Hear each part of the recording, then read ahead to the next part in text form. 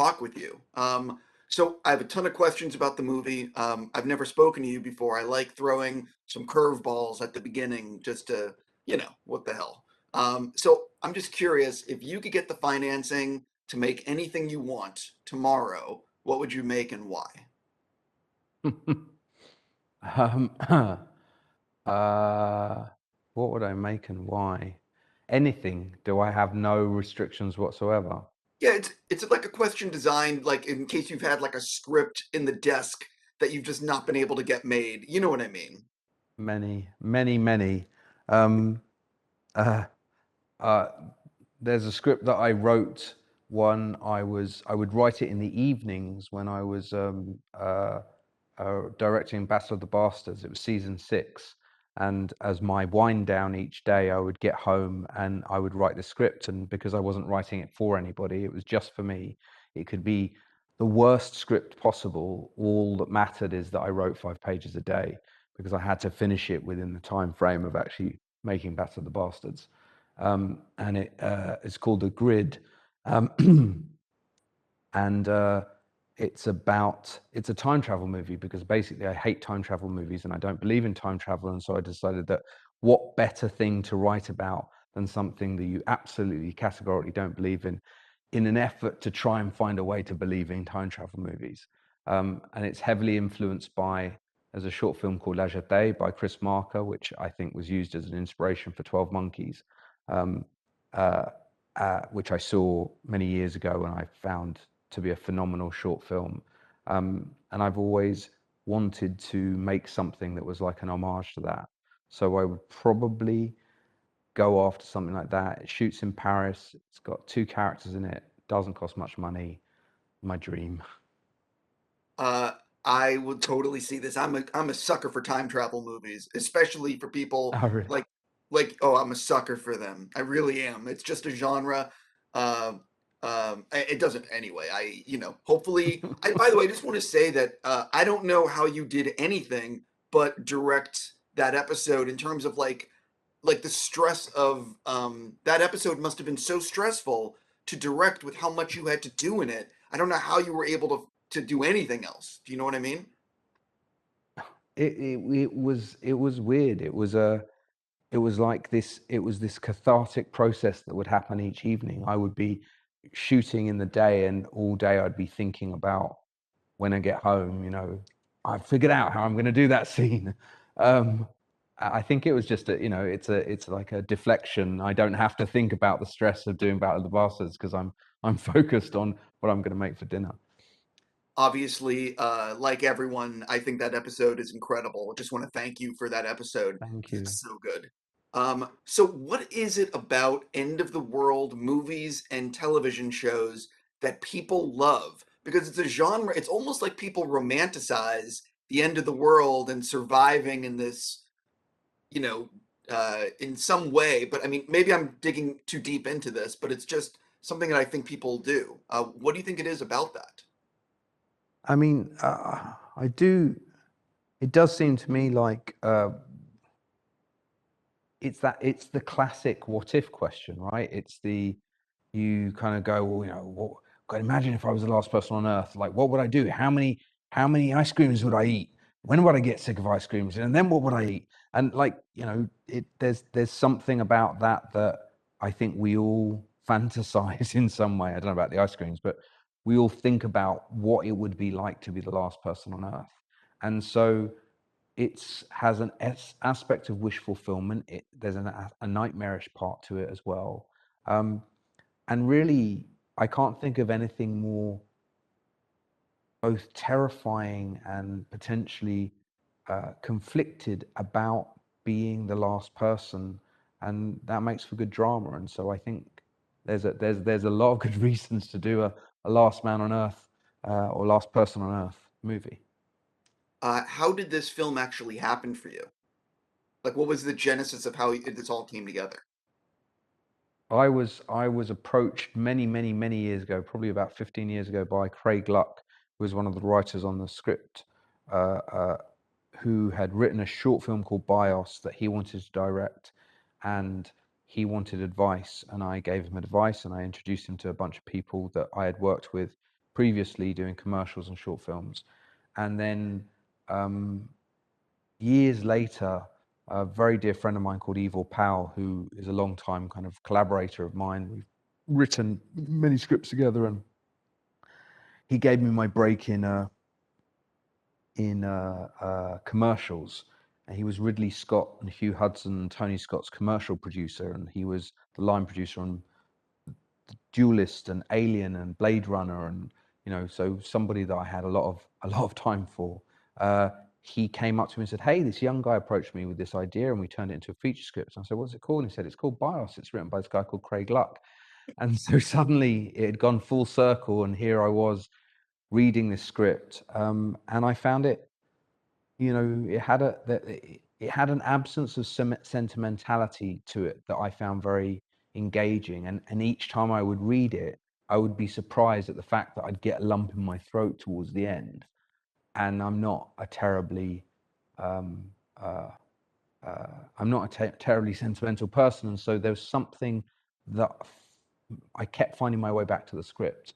And so we decided to kind of develop it, and at some point we reached a place where we thought, okay, we need to actually get some producers of weight involved. And so we got Kevin Misher and Jack Rapke and Robert Zemeckis and Jackie Levine, who were part of Image Movers, involved, and they took it to Tom Hanks, and he said, "I like the script, can we meet?"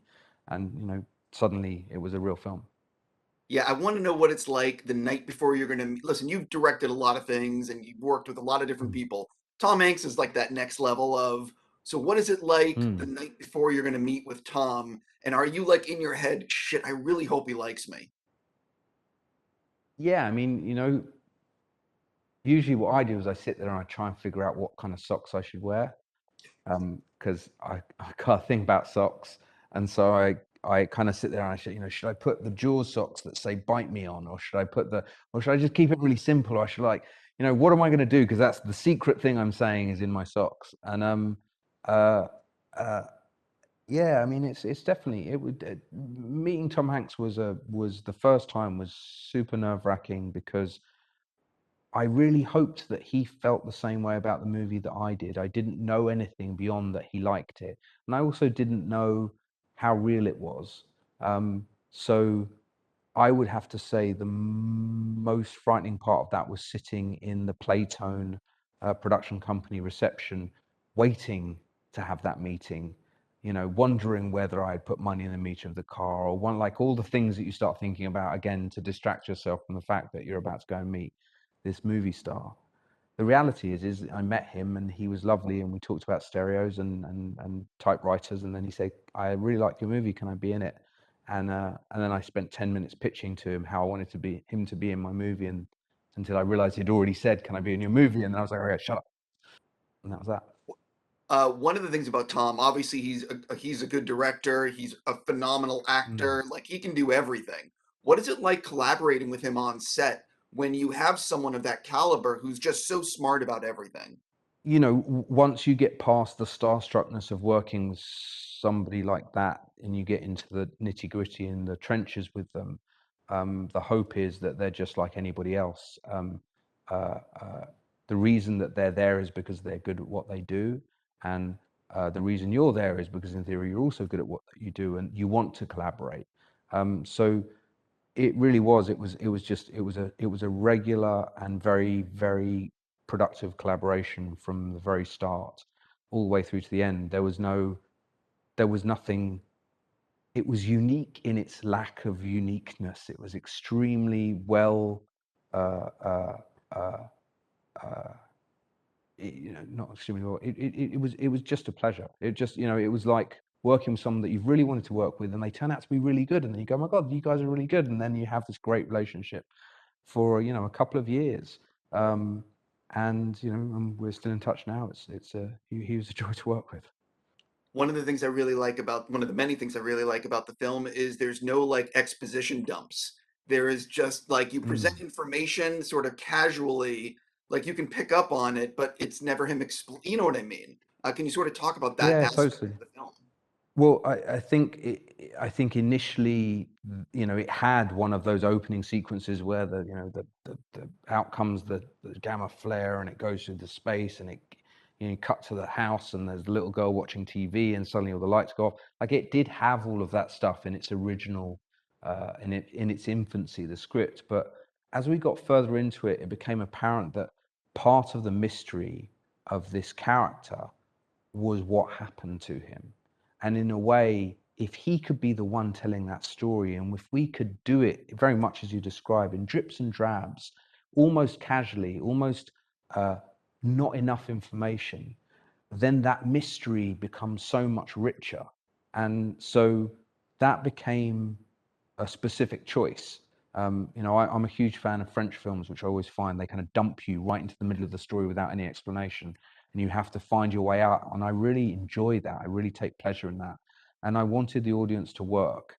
We had a version where we had a scroll. We had different versions, and in the end, I think it was a quite kind of collective brave choice of everybody involved. It was like, you know what, let's just not explain anything and let's just start the movie, and then gradually let's bring people in when we feel that the story cannot be continued without that information.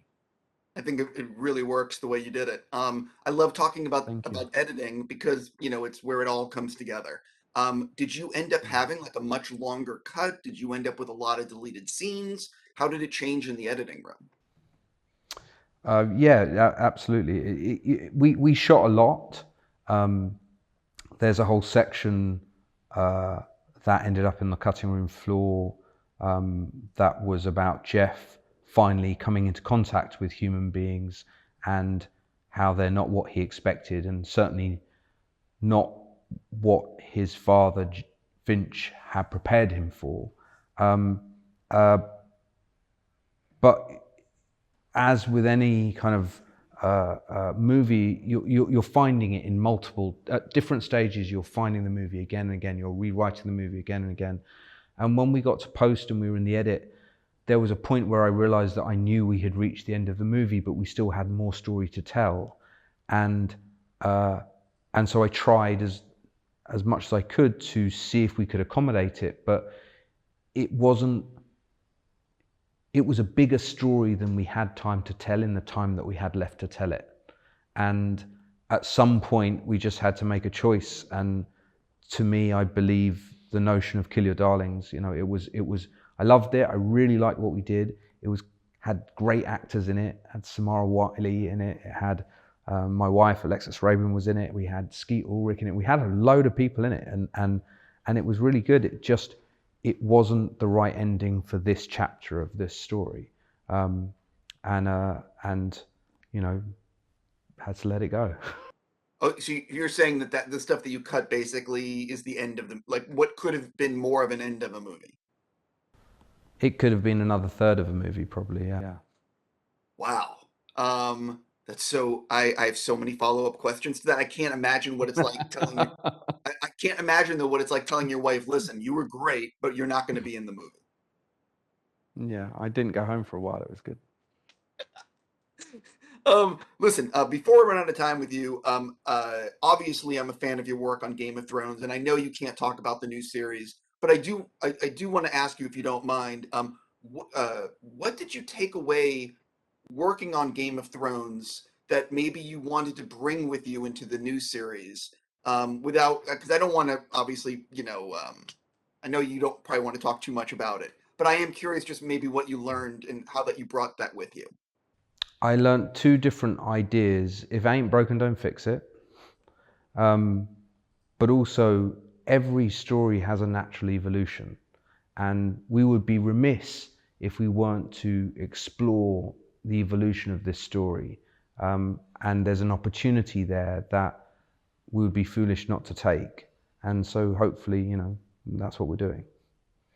I'm obviously very excited. My last thing for you, how has Mm. technology helped you in terms of directing on Finch, in directing on Game of Thrones, on everything? Because it's amazing to me what technology has done, especially the last few years. It's, I think technology.